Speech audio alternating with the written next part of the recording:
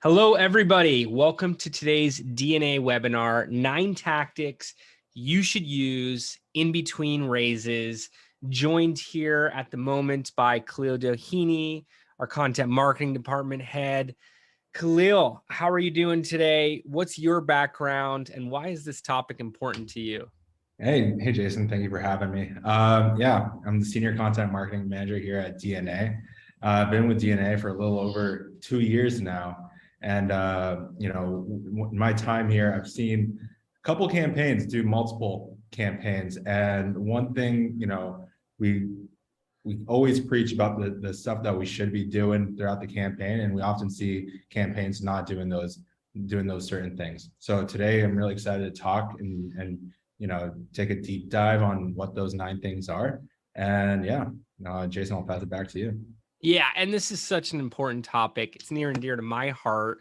I've been told the story, the ultimate vision for Reg CF since 2014, had advertising live for Reg CF regulation crowdfunding day one of May 2016.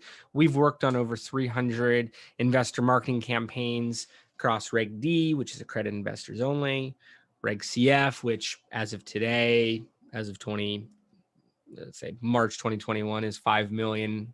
The cap could be side by side with the Reg D, and then Reg A plus up to 75 million as of March 2021. So we'll see groups go from one filing to the next. We'll see groups, issuers do multiple rounds. There are sayings in the industry. I think it was Start Engine that I first heard mention always be raising. Mm-hmm. Not always be closing, always be raising. And there is so much in terms of opportunity in that statement. You could do 75 million every 12 months on a Reg A plus, but what do you do in between? That's what today's webinar is about. There are periods for equity crowdfunding, investor crowdfunding, public-private markets, however you want to call it, that are easier than others. This year, average raise amounts, total raise amounts were higher than they are here in September 2022. August, total raise amounts were higher than July. And because of that, groups have had to go to extra lengths, extra efforts to see performance on their second round, on their third round. We're working with one client on their 5th round right now, and have done 8 figures of capital, marketing their investment opportunities. They've actually used Reg D, Reg CF, Reg A plus. So this is where I see all of the campaigns that are doing well today going, or at least considering to go in the years to come. This is where mainstream adoption is going to get interesting, exciting, as you could be continuing to participate in companies as they rise. But again, there are certain things that need to occur in between rounds for your next offering to be attractive, and that's what we're going to get into today. So, as always, going to share my screen. Our creative team has put together an awesome presentation, and this is available to you. If you reach out to us, we're happy to send you a copy. We're happy to get this over to you so you may review with your teams, can have fun on a Friday night reviewing this again and going page by page. But Khalil, what do issuers need to do in between rounds? Overall, just what it says here: grow your business. You are raising capital for a reason, and if you do plan on having a second campaign, investors want to know what you did between that time, from your first campaign to your second campaign. They want to see the progression. They want to know if you added any new team members, new advisors, new traction within, if you're creating a product, what the development of that product is. Just overall, just grow your business as a whole. Yes. Yeah. Yes. And we're going to talk about some different ways to showcase growth of business. This could be your audience. This could be who's talking about you. This could be new partnerships. Going to get into all of that. Mm-hmm. But from the investor standpoint, we didn't even include this in the 9. We've put together an authoritative official list of the 9 best things to do. This isn't even included them. This is a given. The 9 are ways to articulate that the growth has occurred. For some companies, it's very easy. Hey, we did more revenue, we brought on more users, and therefore our valuation is higher. It's very clear, cannot be argued. We have grown. In other cases, one round closes, the next round opens, and because of that timeline or various other aspects of your company path, it's not as easy to point at. Uh, we're going to look at what an investor may want to see in that regard in the pages to come, but it's all based on this, that your business has grown, investors have participated in the last deal, they're now intrigued and excited to participate again, get a larger position in your organization. Even in one round, we'll see 10 to 30% of investors on a Reg CF participate multiple times. So they'll put in capital. The traction you're getting, the momentum, the closing messaging gets them interested, gets them excited in participating again. They'll put in more funds before that round closes.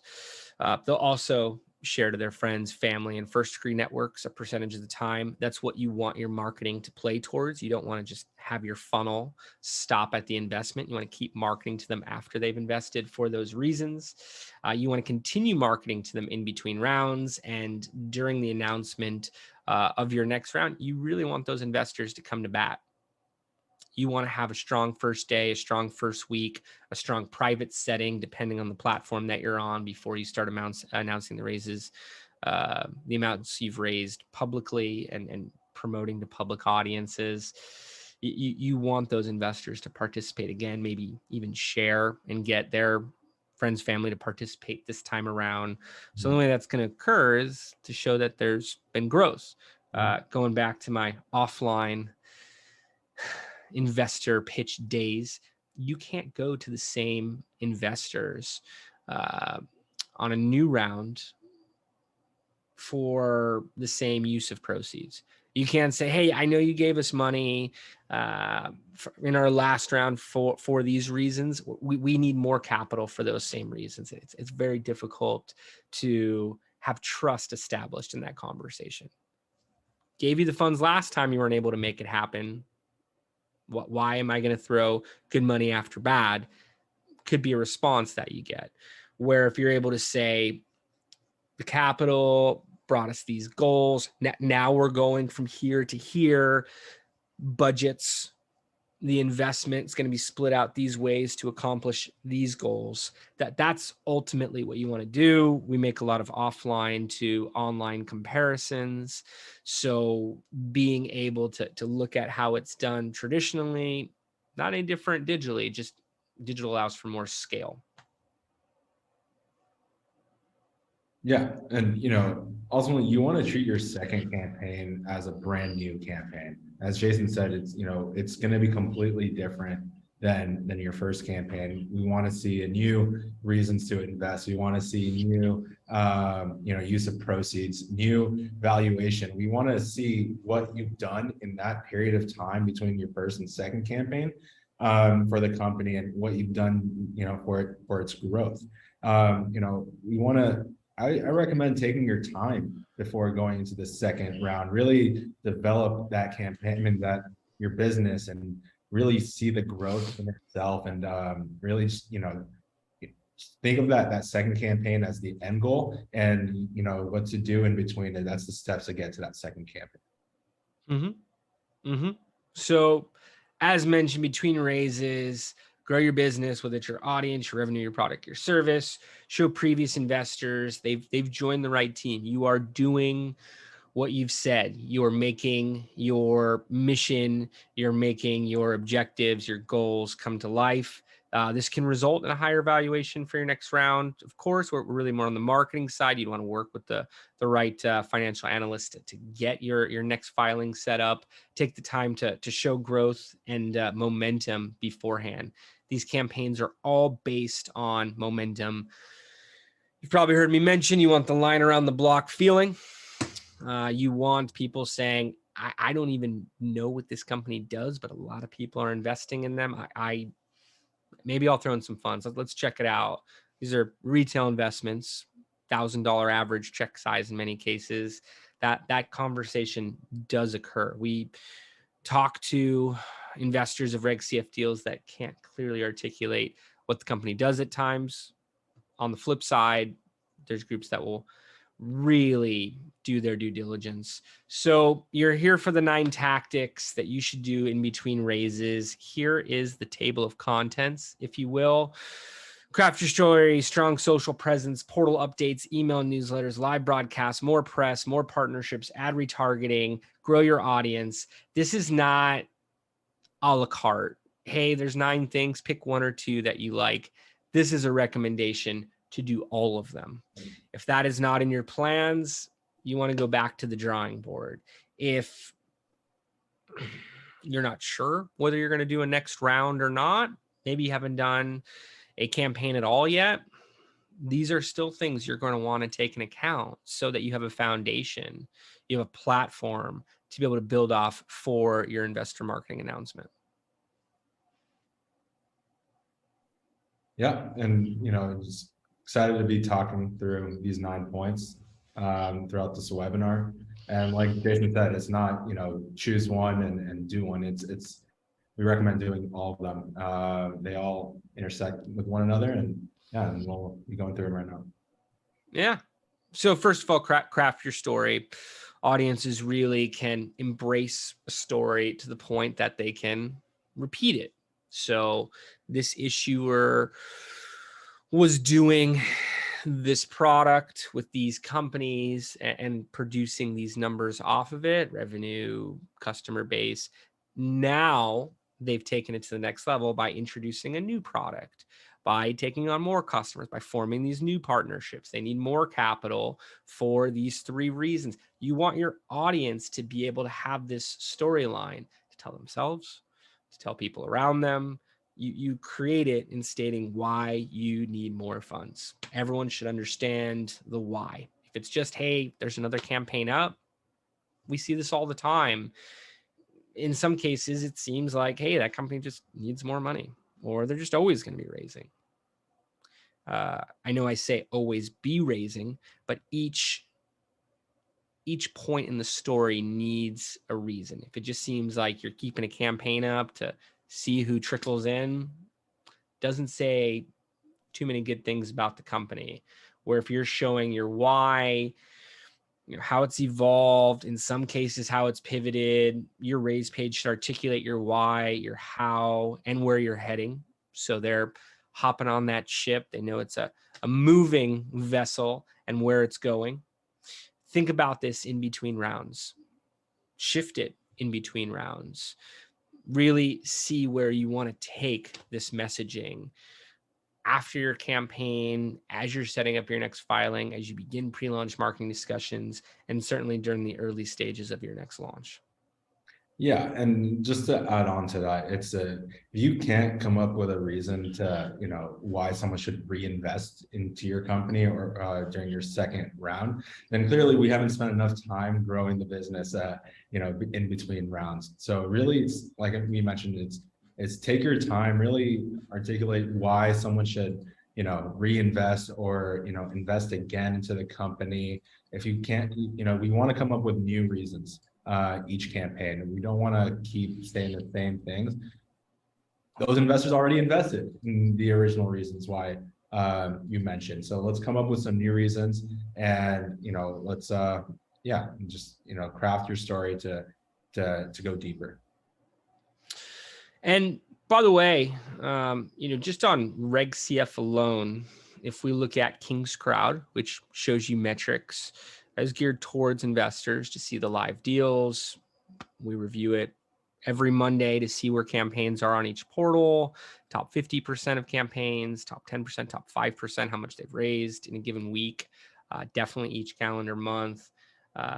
We're coming up on 5,000 Reg CF campaigns that have been listed there since the filing went live in 2016.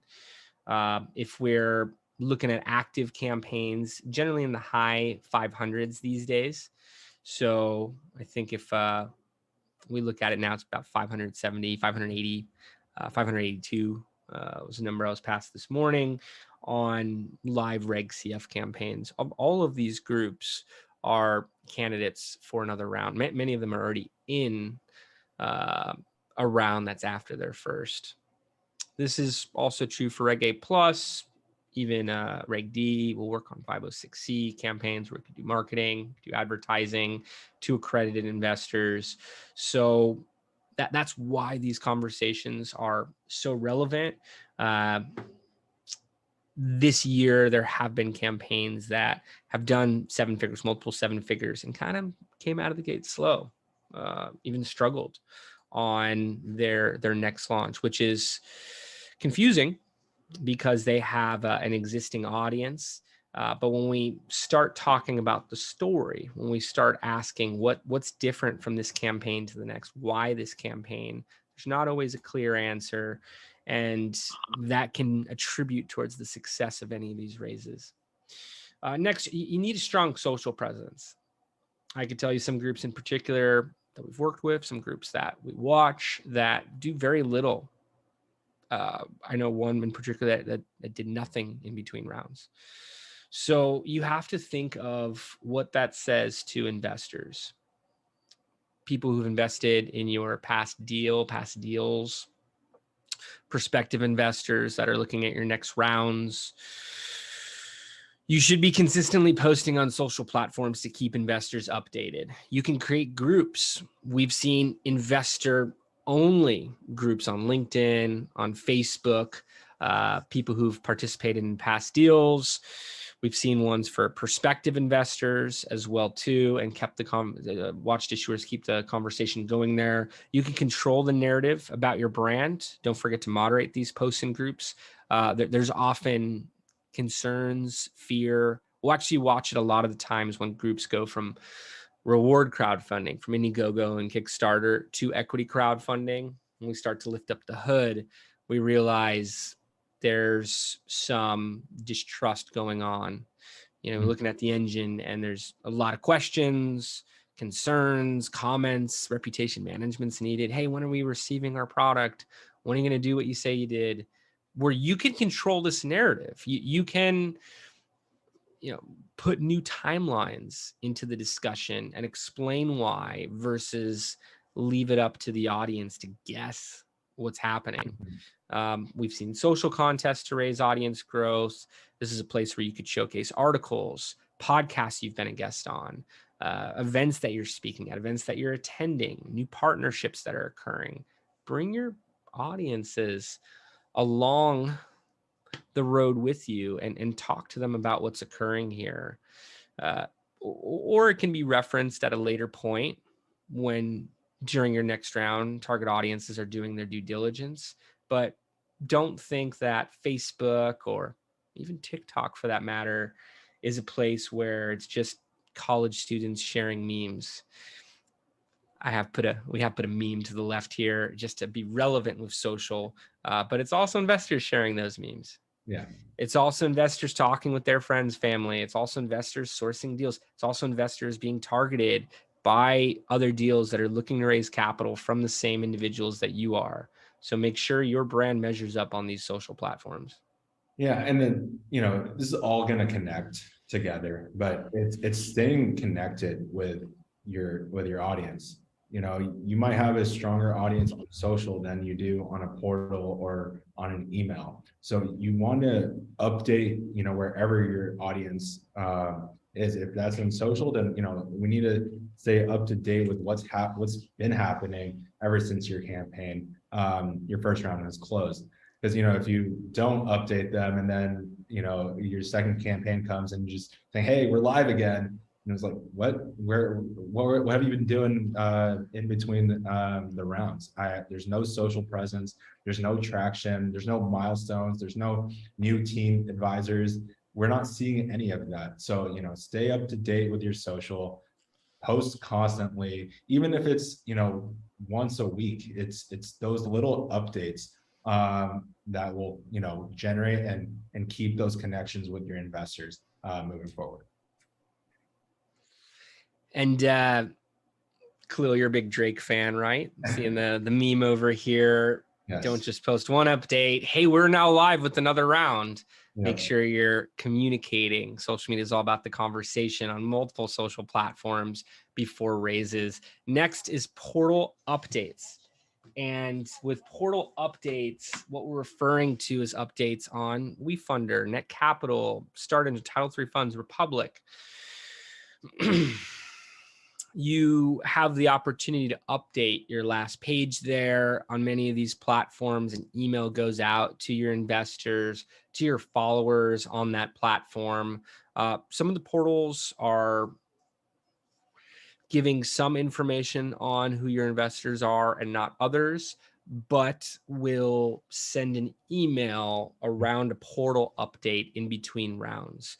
So we've heard about programs where you can't actually reach out to your investors directly, and it's the portal that is the single investor on the cap table, the one seat on the cap table, and therefore contact info isn't fully provided.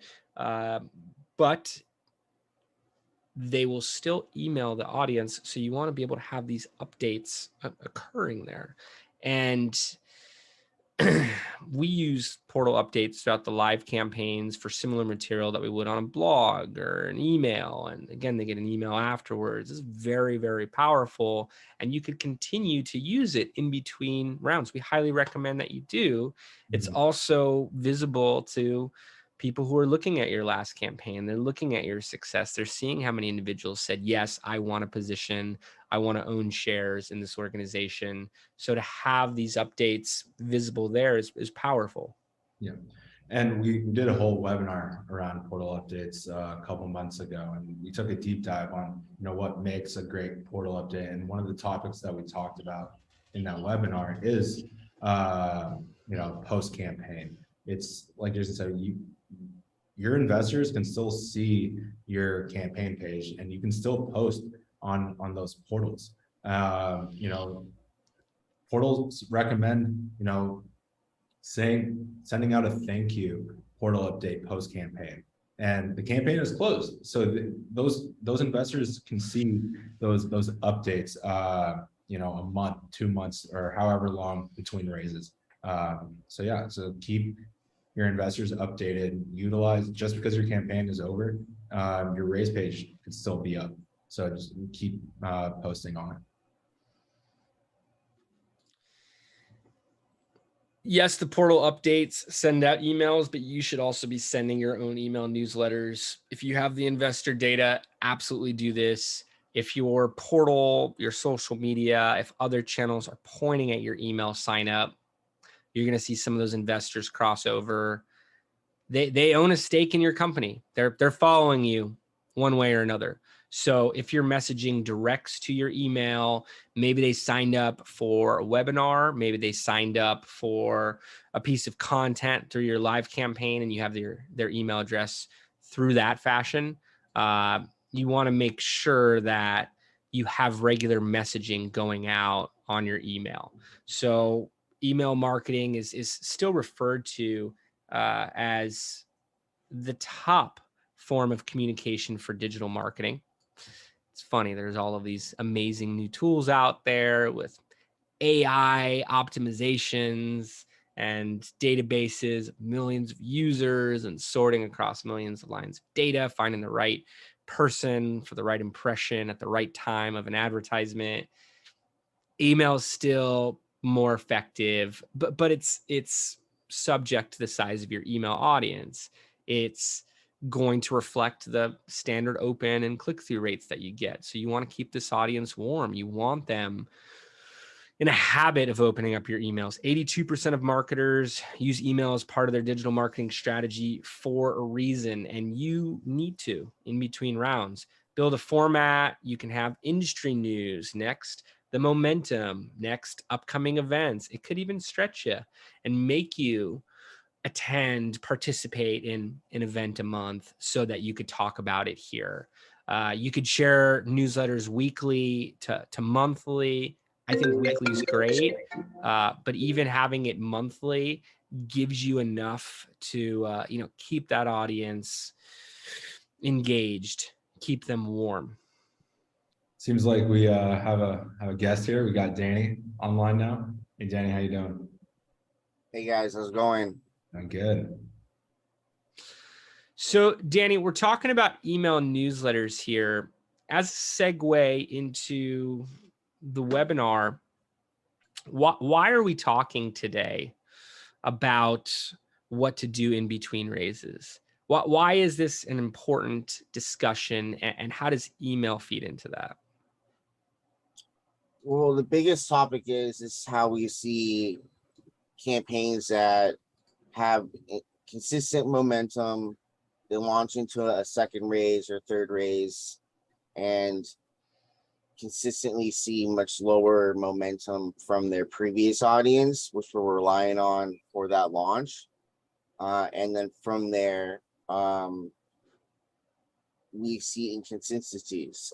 So the goal there is to really warm up the audience, get them at a level where they're captivated in between raises so we can have a strong launch, introduce it to new audiences, and keep the momentum from the previous one.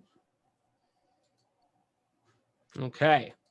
And you've worked with a volume of issuers. You've worked with a strong percentage of those on second or multiple rounds. What's the biggest misconception from founders in terms of planning and marketing their next round? That is just going to be similar to my last raise. Market conditions are the same. My audiences are going to return at the same levels they did or at higher levels than the previous raise. And putting all your eggs in one basket is not best practice and gets to levels where if that audience doesn't perform, it puts everyone involved in that raise at a bad spot. And that's the important thing, is it is everyone at this point. You're dealing with a balance. Your team, all of your partners, everybody involved. You do not want to sell your next round short. You want to make sure that it hits its goals. If you did 2.5 million on your first round and stall at 150K, doesn't look great. Mm-hmm. The right sentiment about what your organization's doing, how it's growing, to the, let's say, 2,500 investors at an average of $1,000 each, reflecting like CF amounts. On your last round, it's showing slowdown in the company. There's almost more pressure to raise more than you did last time, which is why you need to front load with these tactics. Live broadcasts, I like to picture the Steve Jobs presentation, where you're addressing your enthusiasts about all of the amazing things that your company is doing. Steve Jobs, Tim Cook, they don't need to do this. Apple has its market share. Apple has its super fans. They could release new technology announcements in a variety of formats. They could hold off for a year if they wanted to, but it does so much for their brand. It allows you to connect with the founders as individuals. It allows you to feel their excitement about everything they've built and how amazed they are with this year's iPhone and how it blows everything out of the water from past years. There's a transfer of that energy that's occurring in the presentations. I used to watch live every year. I used to be able to quote some of the statistics, some of the facts. That's what you have the opportunity to do with these live broadcasts. You could do them monthly. You could do them quarterly. You could do them on Zoom. You could use LinkedIn Live, YouTube Live if you have large enough follower accounts. You can do it, on a variety of different social platforms. Could be impromptu even, but we recommend a formal live event to get people excited about your progress and make them feel stronger about their investment along with their relationship with you. You want them to feel like they know you.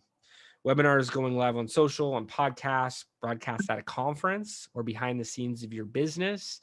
Conference is great. Hey, we're speaking at, I was just at the blockchain real estate conference in Austin on Saturday. We're speaking at, whatever it may be. There's plenty of equity crowdfunding conferences out there. There's industry specific conferences. Have it appearing there if you'd like, but keep them updated, keep them in the loop. Danny, anything to add for live broadcasts? I think the biggest takeaway there is people are investing in a team versus the product or service. Yeah. So whenever I'm in conversations, I always mention, the founders that are more campaign facing tend to see higher results. And live broadcast is a great chance to address maybe what's holding someone back, build excitement around, momentum that happened in between raises. Really gives a chance for the founders to shine and engage the investors on a personal level and get them to participate at potentially higher levels or bring in their friends and family at higher levels, meaning in the advocate phase. Yeah, and it also builds excitement. So if you do ultimately, set up a second campaign, it's, you're showing that progression. And sorry for this little glare. There's the sun just beaming right behind me, but yeah, it shows that progression and it builds that excitement. So when you do have that second campaign going, those investors are going to be excited that there has been progression and that their funds is going to what you said that they were going to go for. Absolutely. And, digital allows for scale. Instead of calling each individual investor, I mentioned scenarios where you may have 2,500 investors. You're able to speak to them all at once here. You're able to articulate what you would on a call to show the traction that you're getting. So I love this meme. I'm a Star Wars guy. I was also looking at the Thanksgiving decorations with the woman saying more recently, and they put more cornucopias and pumpkins. They say more, there's even more on top of it. This is a fun one, but more press. Whatever you got before your first raise, whatever you got during your first raise, whatever you got during your next raises, if applicable, get more press. Don't keep pointing at the same old press. You need an external outlet talking about you on an ongoing basis. The more social proof, the better. They say all press is good press. Maybe that applies here, maybe it doesn't, but you get the idea. There's endless decent, if not good press that you can get. You can run press releases, using news wires on a scheduled track and have syndication going, talking about you on a regular basis. You can purchase press releases from specific sites. You could reach out to publishers. Hey, you're seeding the relationships for your next rounds. You're adding more depth to those partnerships for groups that have already covered you. Publishers can include websites, apps, social pages, themed social pages, social groups. We talked about creating your own group. There's plenty of other groups out there in your vertical, in this vertical. Can include financial publishers with their own email newsletters, could include local press, local business groups, accelerator groups, entrepreneur groups. So get more and more third-party validation. Look to create your own podcast. Look to have your own webinar. Look to get guests on your publishing mediums. They'll likely return the favor if they have their own. Features by investors, entrepreneurs, or small business groups, paid links as referring to some of those paid article placements. You could be a contributing writer for Entrepreneur, for Forbes, for many different groups that have sections on their site on how to be a contributing writer. Create your own podcast articles, any of your own mediums. Danny, what have you seen to be the most successful here? I usually like to advise not just one, like I said, putting all your eggs in one basket. I've seen groups go call back. I've seen audiences or investors, issuers call back their friends and family from 30 years back, walk them through the process over the phone. They may not know about Start Engine. They may not know about the portal, equity crowdfunding, Reg CF, but they know you. And walking them through the process gives them more comfort. But yeah, having as many people in the funnel, both online and offline, the ads being the scalable part. So I see social proof covered here, different types of groups that can be local as well as on a national level, paying to get more exposure, is stuff we can always leverage ongoing, whether it's in between the raise without mentioning the raise and focus on the business, or milestones in the raise met. Exactly. And as we're looking at number 7, you could start to see these really all go hand in hand. It's not just one channel. As I recommended earlier, do all of them. And you could see how one crosses over to the next. More press, more partnerships. Do not be satisfied with the partnerships you had in the first round. Do not be satisfied with the partnerships you have today. Partnerships help increase credibility and growth.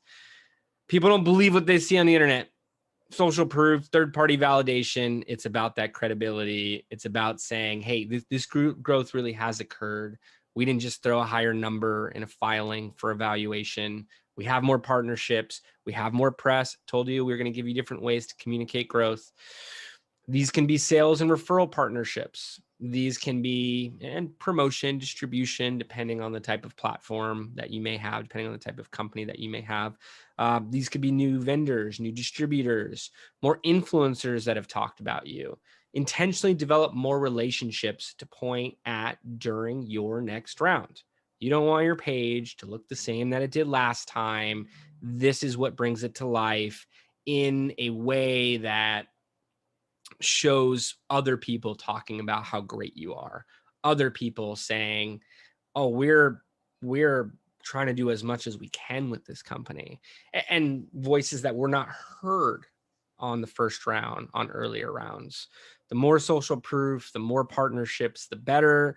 You can have these relationships even published in the press that we had talked about. You can have it mentioned on a live broadcast. You could talk about it in your email newsletter. You could talk about it in a portal update. Again, hand in hand with social media. Can use it as part of your story. So every one of these is part of the formula. Ultimately, it builds credibility, right? So it's, having that constant third-party validation and having those strong partnerships that, those partners can talk to their own network and constantly recommending you to, like, this company is great. They're going to do X, Y, Z. It's like watching a Netflix show that someone has constantly been telling you to watch and watch and watch. You kind of put it off, but then you finally watch it and you're like, oh my God, where has this been my whole life? I should be watching it from the beginning. So yeah. I love that analogy. All right, we'll move past partnerships here to ad retargeting. If you watch DNA content, you know we're a fan of advertising. Why? Because it works. Because you're able to say, I want to drive 100 people with this $100 daily pacing and ad spend to my campaign tomorrow, to my new piece of content, and announcing a partnership that was just featured in an article that we just talked about in our webinar. So you can see I'm going back to past steps. Ad retargeting means you're taking your audience from you're taking your audience from the past campaign. You're taking your audience from your content funnel. This could include your customers, your clients, whoever it is, and you're continuing to serve them ads. Why? because you want to have a continued presence among them. If they see ads for you everywhere that they go, they're going to feel like everyone is talking about you. If they see ads for you nowhere in the 2 months, 2 years in between your campaigns, they are going to feel like no one talks about you. So this can be done at, not joking, $5 a day, $20 a day for advertising retargeting. If you're buying at a $20 CPM, that's 1,000 impressions that day. That's 250 impressions. If your audience is 1,000 people and you're running that, if your audience is a few thousand people, very low budget that we're talking about here. Meanwhile, not only can you reach them on an ongoing basis, you can be pointing at this content, all these great things that you're doing, all these great new relationships, all of this new momentum on an ongoing basis.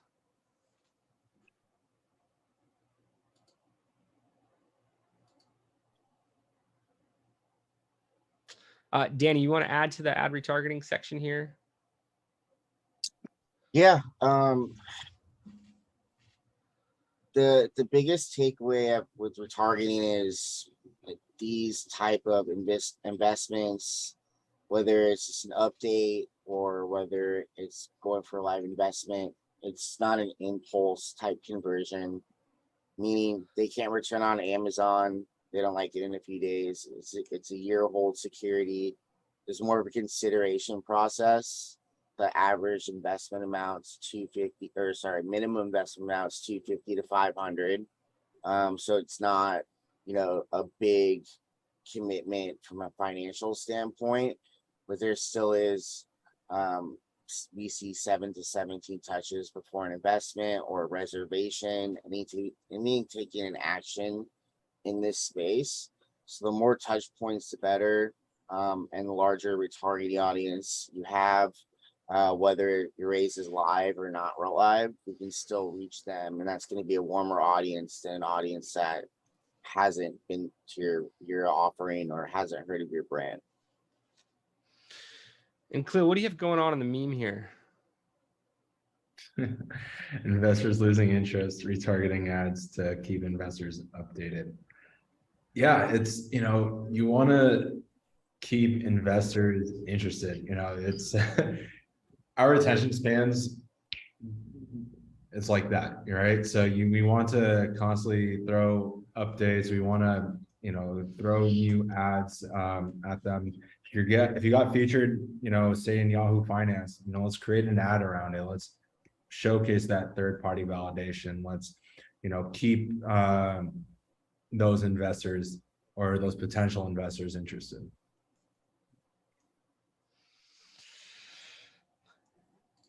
And when we're looking at all of these, if you haven't heard us mention it before, the audience is extremely valuable, arguably more valuable than the investments you got from your first round. It's a predictor for how much groups can raise, whether we're talking about second round, third round, initial round with digital marketing. If you have an email list of 100,000 people and you know that 2,000 of them are going to click through and get to your offering page day one, if you're applying average conversion rates of how many of those audience members could get there, you could see just your email list produce and show up as actual capital. So you want to keep growing your audience. You don't want marketing efforts to pause. You don't want to worry about audience development once you're live again and only focus on the filing. As you can tell in our discussions, the theme is keep marketing. Investment crowdfunding is a strong marketing tool in its own. Don't stop that visibility. Don't stop that trajectory that you have. Continue your ascension. And audience is a great KPI. It's a great key performance indicator measurement that you could be looking at. Don't let your audience growth be stagnant. This can be done through ads.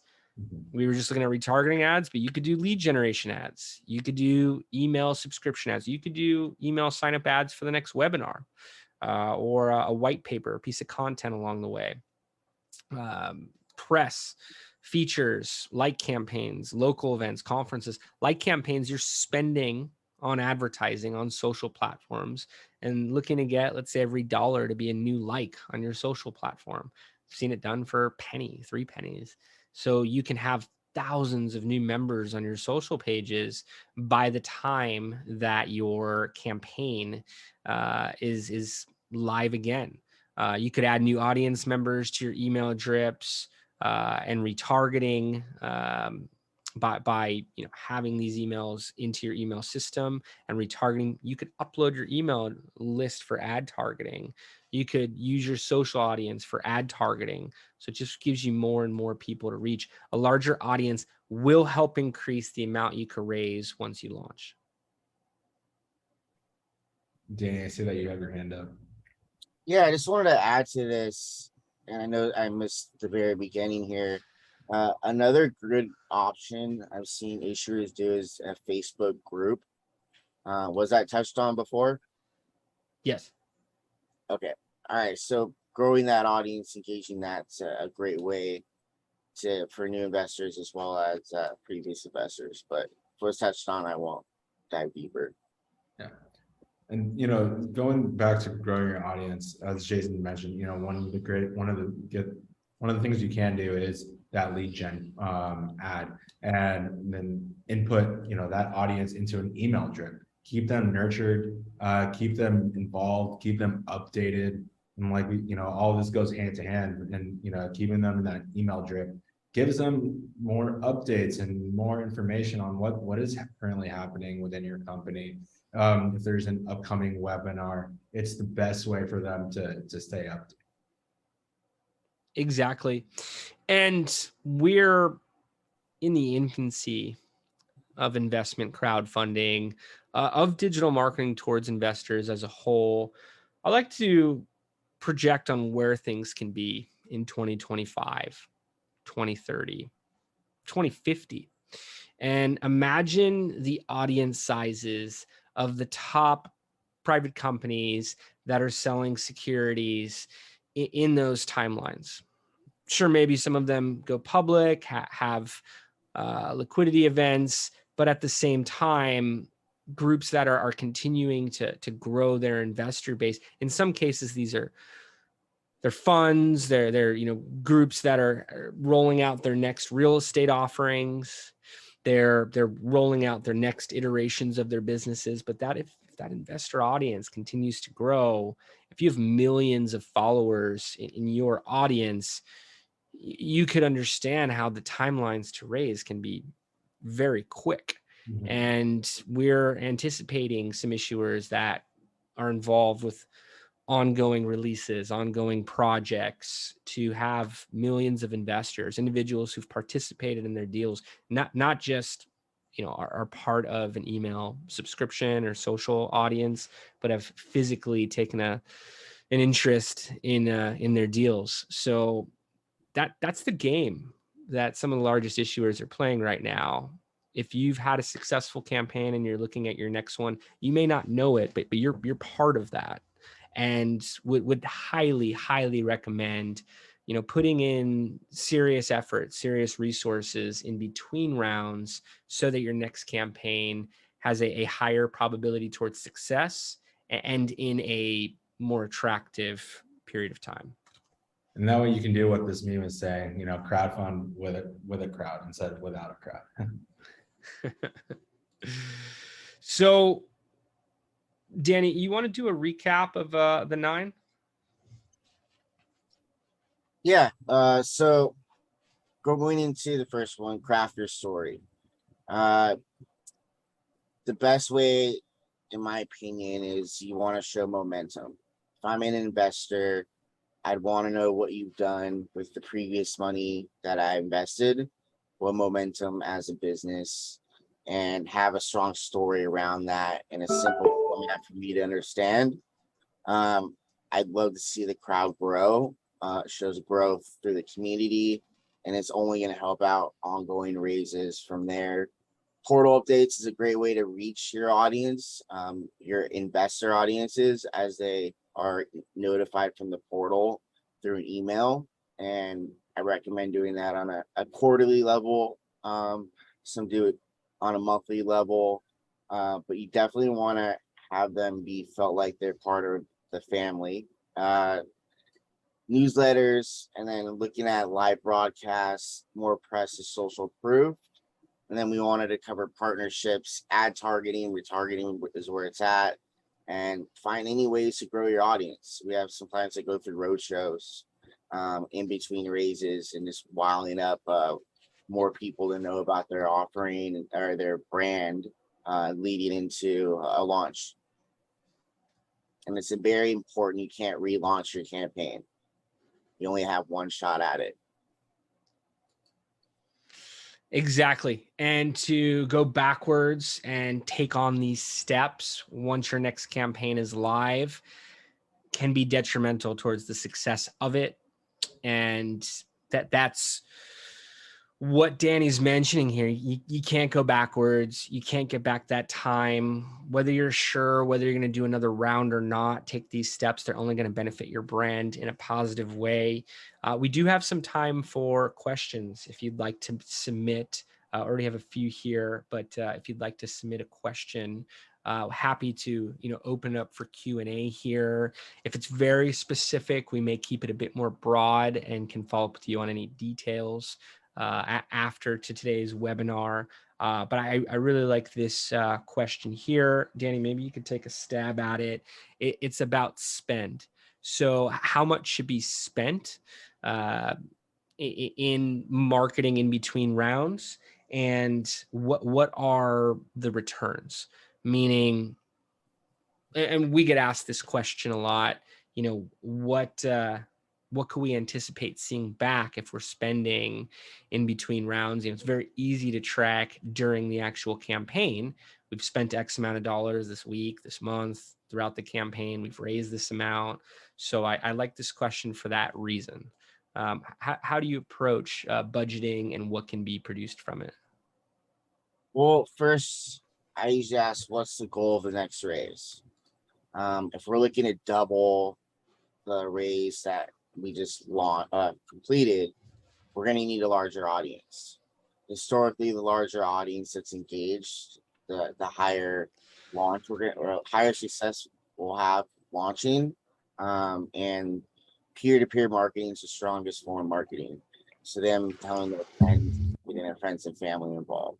As far as like a certain amount goes, I usually do it case by case. Some have larger audiences than others. So if there's a small community, I would focus on building a community. It can be looked at as a vanity metric, but it is social proof. Advertising, maybe 2 to 3K per month. It doesn't need to be anything crazy, but it's just multiple touch points to that audience to keep top of mind. And it also depends on what the internal company has. Meaning, if they're able to do the content, it has someone in-house doing it, or an agency that's going to have a different outcome on the costs and the potential results. So meaning that the way I would look at it is a case by case and what goals we're looking to achieve in this next raise. To really gauge out budget levels and channels and who's doing what.